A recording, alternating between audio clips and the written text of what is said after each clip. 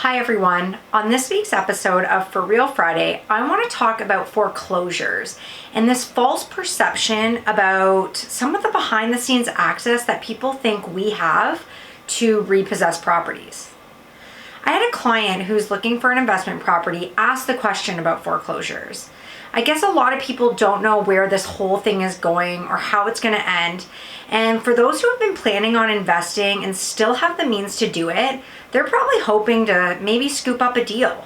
This wasn't the first conversation that I've had that implied that the general public believes there's like some behind the scenes look we get at properties that a bank takes possession of if people default on their mortgage. To be honest, the last few years we have seen very little of these sales. It's almost surprising when they do come up. But I guess with everything happening, the conversation needs to be had. The properties that the bank repossess and sell off are listed just like every other property.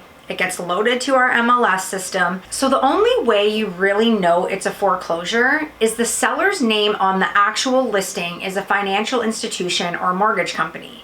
So the general public really has no idea since you guys aren't able to see the seller's information. When one of these properties is listed, they are typically at a more attractive price for a quick sale since they are being sold as is, and they usually have an offer submission date. So if you see like an online ad or some sign on a pole that says foreclosures, repossessions, etc., these are agents probably just likely trying to get your information, and they don't actually have a pool of these type of listings because like there is no pool of these kinds of listings. Any given bank branch usually will have a relationship with a realtor who lists their foreclosures. But again, these are not as common as people think. And there is no one realtor who has like a monopoly on the bank's sales. So if right now you're contemplating possibly investing or making a move and want the inside scoop on these type of properties, just align with your realtor. Advise them what you're looking for and they can keep a close eye on anything that becomes available that meets your criteria. Whether it's a regular seller transaction or something that involves a bank or mortgage company. Again, we don't have this realtor-only system that gives us access to all these secret properties. The systems we look at are the systems that feed realtor.ca.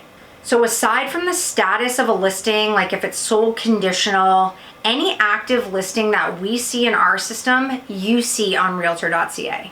I hope this clears up any confusion. And like I said, just get in touch with your realtor and they will help guide you. So that's it for this week's episode of For Real Friday. I hope everyone is staying healthy and safe. Have yourselves a great weekend.